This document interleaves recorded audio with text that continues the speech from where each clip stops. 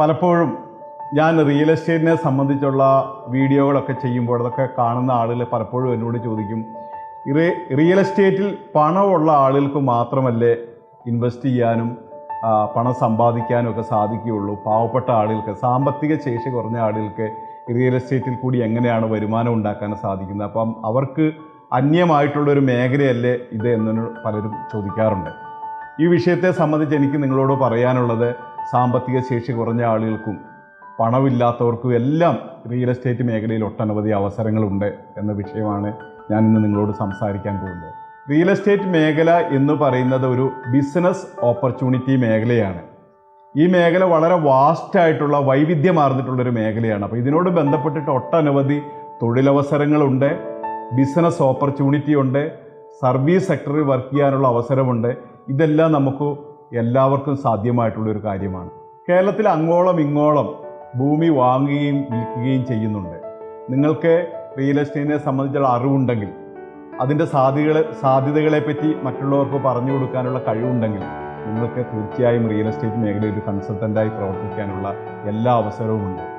നിങ്ങൾക്ക് മറ്റുള്ളവരുടെ ഇടയിൽ മീഡിയേഷനുള്ള കഴിവുണ്ടെങ്കിൽ, അല്ലെങ്കിൽ മറ്റുള്ള രണ്ടാളുകൾ തമ്മിലുള്ള ഒരു വാങ്ങലും വിൽക്കലിൻ്റെ ഇടയിൽ ഒരു ഇടനിലക്കാരനായി പ്രവർത്തിക്കാനുള്ള കഴിവുണ്ടെങ്കിൽ, നിങ്ങൾക്കൊരു മീഡിയേറ്ററായി റിയൽ എസ്റ്റേറ്റ് മേഖലയിൽ പ്രവർത്തിച്ച് നല്ല വരുമാനം ഉണ്ടാക്കാനുള്ള സാധ്യതയുണ്ട്.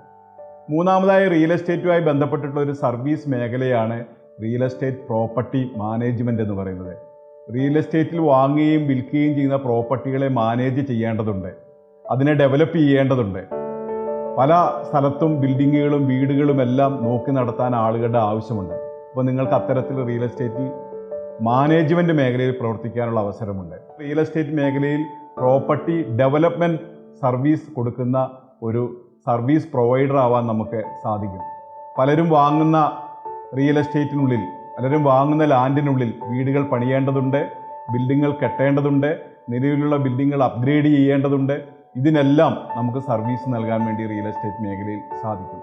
അങ്ങനെ നിങ്ങൾ വ്യക്തിപരമായി കഴിവുള്ളൊരു വ്യക്തിയാണെങ്കിൽ, നിങ്ങൾക്ക് സാമ്പത്തികമില്ലെങ്കിലും നിങ്ങൾക്ക് റിയൽ എസ്റ്റേറ്റ് മേഖലയിൽ വിവിധ മേഖലയിൽ പ്രവർത്തിച്ചുകൊണ്ട് റിയൽ എസ്റ്റേറ്റ് മേഖലയിൽ പടിപടിയായി മുന്നോട്ട് വന്ന് ഒരു കൺസൾട്ടൻ്റായി, ഒരു മീഡിയേറ്ററായി, അതുപോലെ തന്നെ പ്രോപ്പർട്ടി മാനേജ് ചെയ്യുന്ന ഒരു സർവീസ് അലൈഡായിട്ടുള്ള ഒരു സർവീസായി കൊടുത്തുകൊണ്ട്, അതുപോലെ തന്നെ പ്രോപ്പർട്ടി ഡെവലപ്പ് ചെയ്യുന്ന ആക്ടിവിറ്റി ചെയ്തുകൊണ്ട് പതുക്കെ റിയൽ എസ്റ്റേറ്റ് മേഖലയിൽ നിന്ന് നിങ്ങൾക്കും വരുമാനം ഉണ്ടാക്കിക്കൊണ്ട് പിന്നീട് എവിടെയാണ് ലാഭകരമായി ഇൻവെസ്റ്റ് ചെയ്യാൻ പറ്റുന്ന സ്ഥലമെന്ന് മനസ്സിലാക്കി നിങ്ങൾക്കും പതിയെ ഒരു റിയൽ എസ്റ്റേറ്റ് ഇൻവെസ്റ്ററായി മാറാവുന്നതാണ്.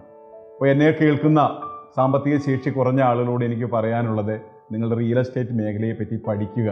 ഇന്ന് നമ്മുടെ കേരളത്തിൽ ഏറ്റവും വരുമാനം പ്രദാനം ചെയ്യുന്ന, അതേസമയം യാതൊരു റിസ്ക്കുമില്ലാത്ത, യാതൊരു മുതൽ മുടക്കുമില്ലാതെ നിങ്ങൾക്ക് വരുമാനം ഉണ്ടാക്കുവാൻ പറ്റുന്ന, നിങ്ങൾക്ക് നല്ല പ്രതിഫലം കിട്ടാൻ പറ്റുന്ന ഒരു മേഖലയാണ് റിയൽ എസ്റ്റേറ്റ്. ആ മേഖലയെപ്പറ്റി പഠിക്കുകയും മനസ്സിലാക്കുകയും അതിൽ ഇൻവോൾവ് ചെയ്യുകയും ചെയ്യുകയാണെങ്കിൽ നിങ്ങളുടെ ഭാവിയും വളരെ ശോഭനമുള്ള ഒരു ഭാവിയായി തീരും. നിങ്ങൾക്കും നല്ല വരുമാനമുണ്ടാക്കി പിന്നീട് റിയൽ എസ്റ്റേറ്റിലുള്ള ഒരു റിയൽ ഇൻവെസ്റ്ററായി മാറുവാനും നിങ്ങൾക്ക് സാധിക്കുന്നതാണ്.